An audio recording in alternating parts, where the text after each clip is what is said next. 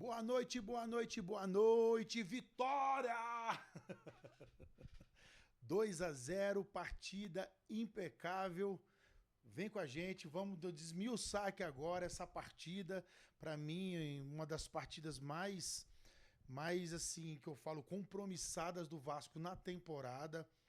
Enfim, tem muita coisa pra gente falar, então você que tá chegando agora, muito boa noite, é um prazer receber você aqui. Meu nome é Benjamin Júnior, você tá no canal Vascaíno Júnior, né? E vamos desmiuçar essa vitória, né? Eu tava com certo otimismo, né? Eu pedia muito, né, para que os jogadores, o Vasco, enfim, a diretoria, nos entregássemos um resultado. E não só um resultado, mas uma performance legal, para que a gente acabasse com um ano, né? Ainda tem um jogo contra o Cuiabá, mas que se despedisse da torcida com um sentimento bom, um sentimento bonito, né? Eu tenho certeza, eu conheço São Januário, agora o pessoal lá só vai embora meia-noite, 1 hora da manhã, porque não tem dessa, né? É festa. Que bom, é bom ver o torcedor vascaíno feliz, ver o torcedor vascaíno curtindo, desfrutando. São Januário, gente, tem que desfrutar. Ali você não vai assistir um jogo. O jogo, na boa, é quase que um mero detalhe. Você chega antes, curte a barreira, né? A galera ali, eu acho que é o lugar mais fantástico do Rio de Janeiro, né? A convivência ali, você vai nos quiosques, todo mundo curtindo um som. Inclusive, gente de outros clubes estão lá também, inclusive do rival, e não tem problema nenhum. É um lugar absolutamente tranquilo, você vai com seu celular, enfim, não tem dessa.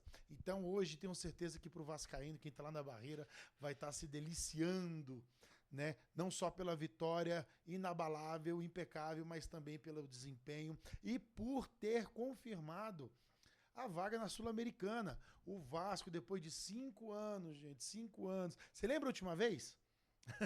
A gente disputou a Sul-Americana, a gente jogou com Defensa e Justiça, né? Que não era um time nada, eu acho que era um time na época do Crespo, mas assim, ninguém dava nada pro Defensa e Justiça, depois foi campeão nessa edição.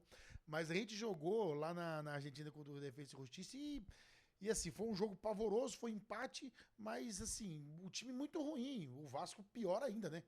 Quando venceu o Januário, foi o fatídico jogo que o Ribamar conseguiu perder todos os gols possíveis e inimagináveis. Mas eu não tô aqui para falar disso não, tá? Graças a Deus ficou para trás e o Vasco da Gama está de volta à competição internacional depois de 5 anos. É isso que vale, né? Hoje cedo eu tinha postado um vídeo e perguntei aos vascaínos, né? Se no início de 2024 você chegasse um contrato onde dizia: olha, brasileiro vai ser sul-americana sem susto e vocês vão chegar numa semifinal de Copa do Brasil. Tá fechado?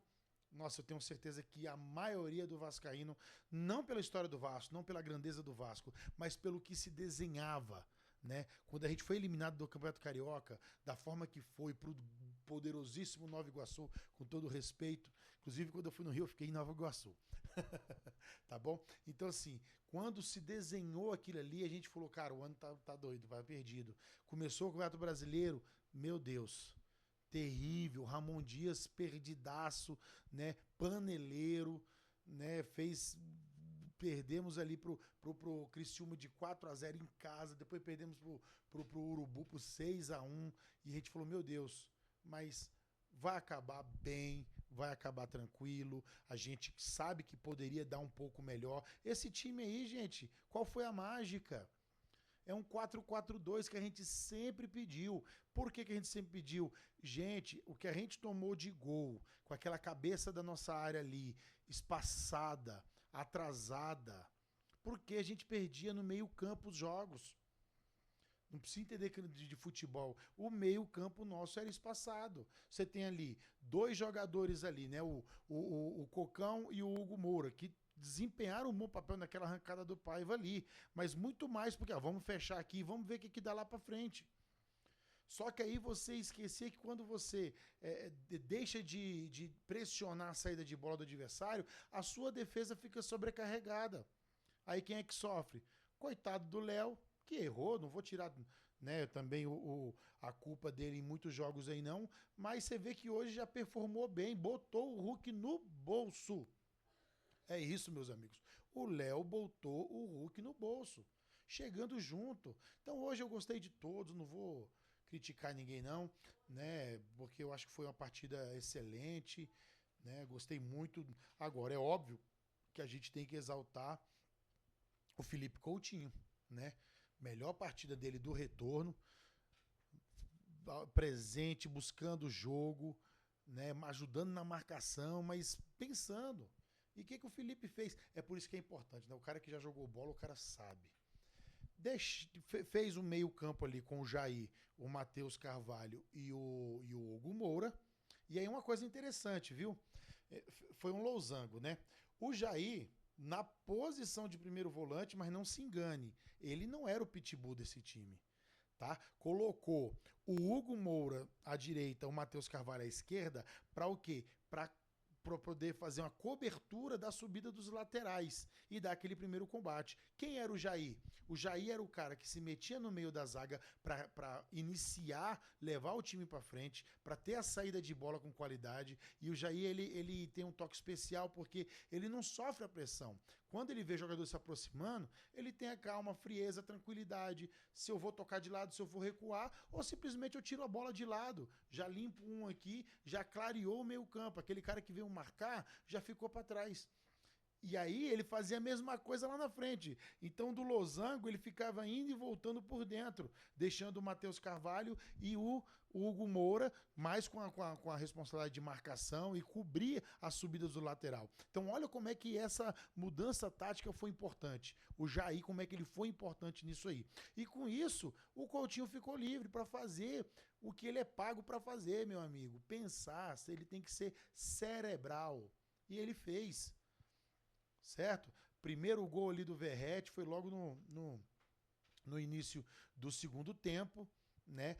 Os dois gols do Vasco muito parecidos da forma com que foi conquistado, roubando a bola, batalhando, né? Então assim, aquele elemento surpresa quando você rouba a bola e você pega a zaga desconcertada, foi isso. Então, roubou-se a bola, Coutinho deu uma colherada, né, meu irmão? Pô, tá de sacanagem. E aí o Verratti fez o que tem que ser feito, um toque na bola.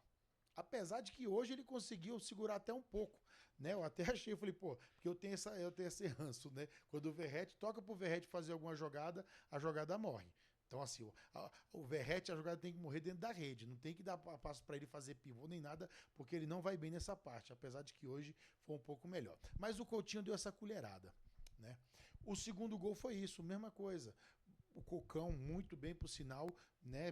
Brigou pela bola, conseguiu conquistar, deu velocidade, tocou no Piton, o Piton só olhou para a área, viu o Coutinho livre, cara, e faz me abraça. Deu assim, com a mão. E aí o Vasco ainda teve outras boas oportunidades, mas a falta de tranquilidade, enfim.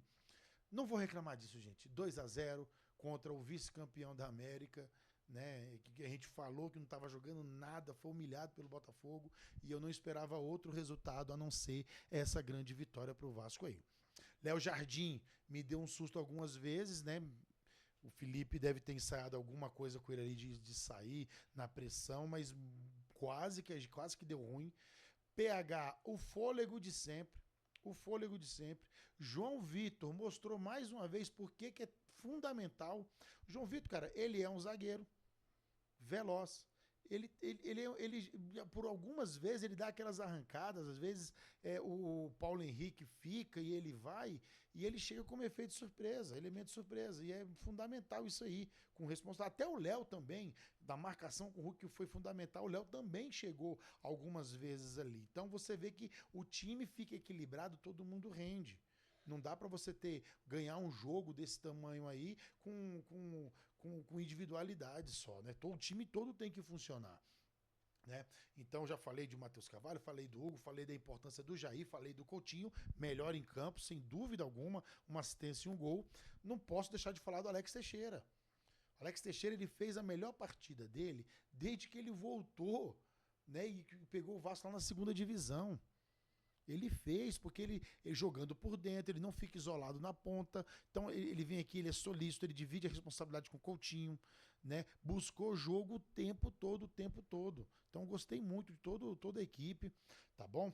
As substituições, né? Nenhuma já foi feito num prazo ali onde o jogo já estava praticamente definido, né? Mas vamos ressaltar a volta do nosso Paulinho Paula, cara. Quanto é importante. E ainda deu uma arrancada, né? Ainda falei, Paulinho só para no gol. E foi falta no Paulinho lá. O juiz não deu.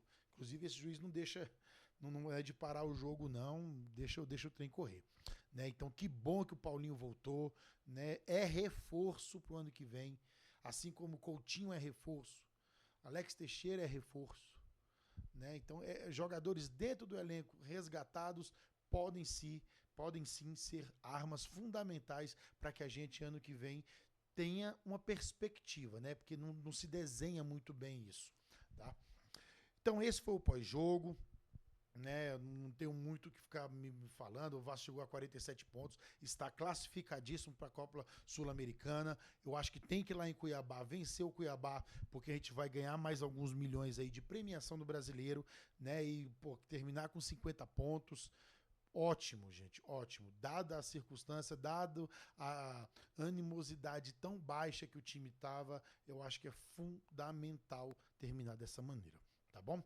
Antes de terminar, vamos tentar lapidar algumas coisas, né? Muito se falou na transmissão sobre o grego. O canal Atenção Vascaíno, na pessoa do Flávio Dias, trouxe que tem um agente, tá, do Evangelos, está no Rio de Janeiro para tratar isso, né? O Bertolucci, o empresário, está intermediando. Gente, tem muita coisa acontecendo ali. Tá? Não estou pedindo para que você crie expectativa, não estou pedindo para que você se vista de grego, não estou pedindo para que você coloque a bandeira de grego. Eu não vou fazer isso, eu não vou pagar esse mico, tá? Porque pode ser que dê errado, pode ser que o cara entre e não dê certo, pode ser um monte de coisa, porque a gente já passou por isso, tá? Então, o que eu vou fazer aqui nesse canal aqui é cobrar que se for vender, e eu acredito que tem que ser vendido, eu apoio, mas que venda, né? Pelos vascaínos, que a oposição seja chamada para debater o modelo de venda, que todos os vascaínos sejam amplamente, né, inundados de informações concretas sobre quem é esse Evangelos Marinatti, quem é esse magnata, para quem o Vasco está vendendo. Não precisa dar pressa, a gente vai suportar como já vem suportando já há muitos anos. Se for vender, venda com cérebro, venda com a razão dos atos, das probidades e não pela paixão. Ah, mas o cara é oriucão, o cara já cuspiu. Esquece isso, gente, esquece. Vamos botar a mão na consciência aí. Torço muito para que o Vasco seja vendido para quem para quem é decente, para quem seja honesto. Então nós temos que cobrar. E já que eu decidi ser a sua voz, né, aqui na internet, espero que logo o nosso canal esteja tão grande que chegue no ouvido dos nossos diretores. Eu vou cobrar sim que a venda seja transparente, que a venda seja para alguém que realmente vai tomar conta do Vasco, né, que seja um cara que realmente tire o Vasco dessa fila, que o Vasco ressurja como Fênix e que desponte lá em cima e dali não saia mais nunca, tá? O Rica Perrone falou outro dia aí, né? Outro dia não, já tem algum tempo. O Brasil não está preparado para o Vasco voltar a ser o protagonista. O Vasco embalar uma Copa do Brasil, um brasileiro aí, alguma coisa desse tipo, seja qualquer for, o torcedor vascaíno, cara, ele vai pro universo. Porque ou torcida para sofrer igual a gente, e a gente, quanto mais sofre, mais apaixonado, né? Se você nunca foi em São Januário, vá, aproveita antes de começar a reforma. Isso aí é temas para os próximos vídeos, mas não perca a oportunidade de sentir aquele estádio pulsando. Aquele estádio ele tem alma, gente.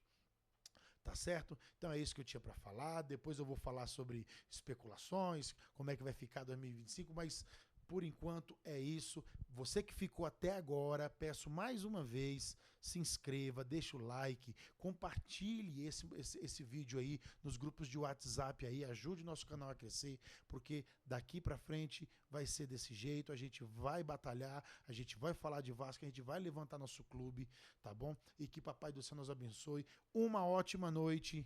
Vencemos. Dali Vasco, tamo junto, moçada!